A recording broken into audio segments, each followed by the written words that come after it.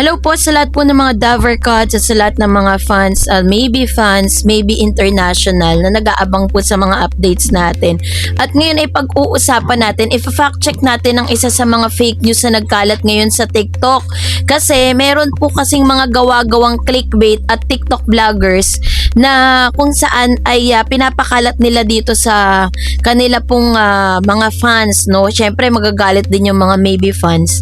Sinasabi nila dito na ito daw si Bossing Vic ay hindi daw siya boto kay Bimbi kaya daw inalis sa Itbulaga. So yun ang ating pag-uusapan maya-maya lang. But before that, if you haven't subscribed yet to my YouTube channel, please don't forget to like, share, and subscribe at hit mo na rin ang notification bell for more showbiz updates. So ito na, let's talk about dyan dahil if-fact check natin ang isa sa mga certified fake news, no, na nagkakalat ngayon dito po sa TikTok. Sa isang TikTok post at TikTok pages po ay nagpo-post ito ng mga balita na kung saan gusto niya lang talaga ng engagement, no, na certified fake news at gawa-gawa lang para lang po talagang makakuha ng views, makakuha ng engagement, 'di ba?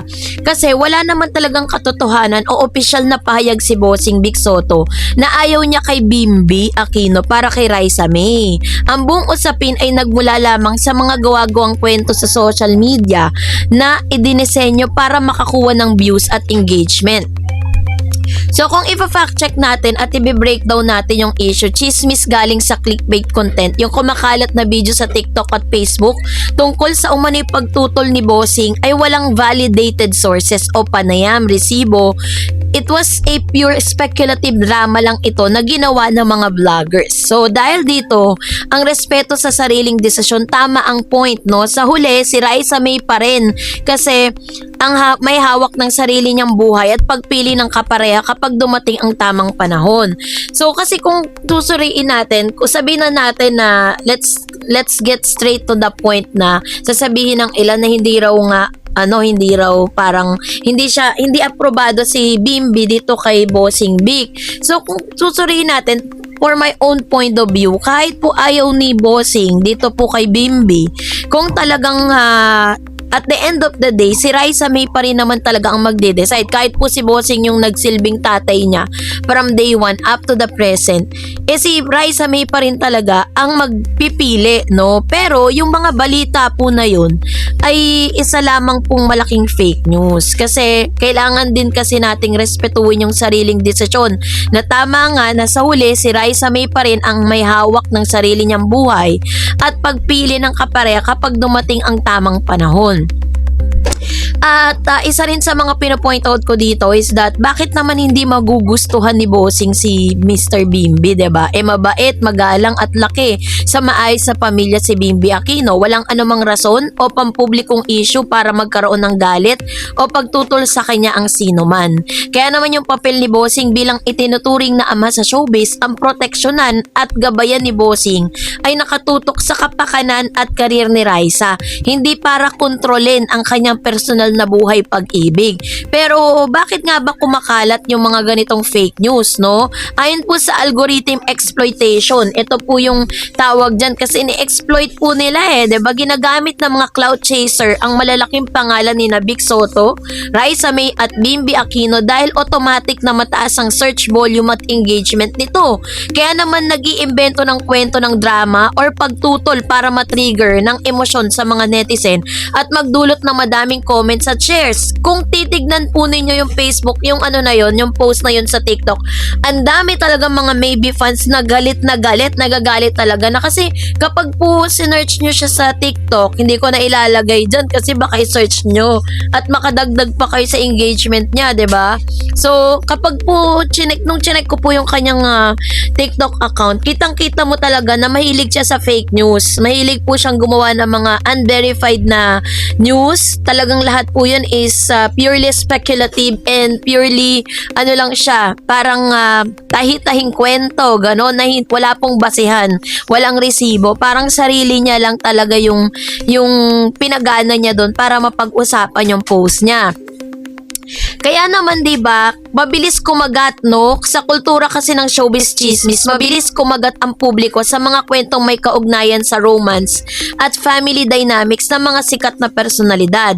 Pero kung susuriin natin yung status ng dalawa sa kasalukuyan, yung kanilang person current focus, Raisa May Dizon, nakafocus siya sa kanyang pag-aaral, sa kanyang gagawing pag-aaral, sa kanyang karera sa Itbulaga at personal growth. Si Bimbi naman ay nakatutok sa kanyang pamilya, kalusugan ng kanyang ina, sa kanyang pag-aaral at personal na buhay. Kaya huwag tayong agad maniniwala sa mga gawa-gawang kwento sa TikTok at siguraduhin nating mag-verify muna tayo sa mga legit na news outlet bago natin i-share. Kaya nga po ito pong vlogger, ito pong TikTokeris na to na nagpo-post sa kanyang TikTok account. Talagang talagang hindi siya tinigilan ng mga Maybe fans, 'di ba? Kasi kapag ganyan, parang parang gawa-gawang mga kwento, fabricated news, 'di ba, para mapag-usapan kasi nga trending nga si Bimbi tsaka si Raisa May. Kaya ang gumagawa sila ng mga balita na ikakagalit ng mga fans. Kaya naman I might say na walang anumang basehan ng chismis na ayaw ni Bossing Vic Soto kay Bimbi Aquino maliban sa kawalan ng opisyal na pahayag.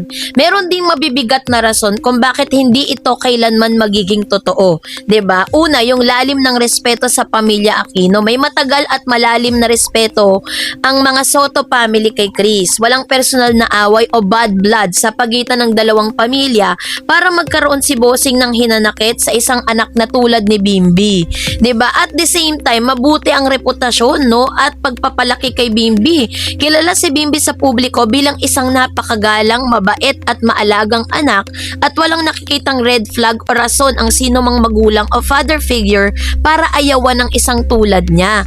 So, sa usapin naman ng professionalism at professional ethics ni Bossing, bilang isang veteran host ng Philippine or pillar ng Philippine entertainment industry, hindi kailanman nang himasok si Bossing sa buhay pag-ibig ng kanyang mga co-host o alaga para sa pampubliko o namimilit.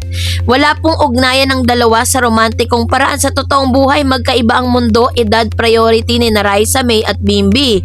At anuman ang pagtatambal o romantic angle sa kanila ay likha po ng yan po ay yung mga bagay na nakikita natin sa ngayon is talagang masasabi natin na bumubuo sila ng panibago nilang memories, no, sa kanila pong sarili, pero hindi po para gawa ng maling kwento.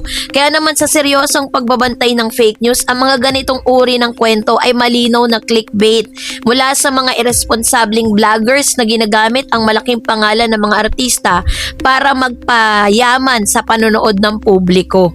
No, kaya lagi kong sinasabi, 'di ba, na dapat po is matuto tayong mag-verify na kahit po tayo ay mga supporters, alam po natin na i-segregate yung fake news dun po sa totoong balita, 'di ba? So, kayo po, anong inyong saloobin patungkol dito? Mag-comment kayo sa comment section. And that's it for today. For more videos and updates, please don't forget to like and subscribe, and please don't forget to follow my Facebook page, Dar Eds TV and Dar Eds channel. God bless everyone.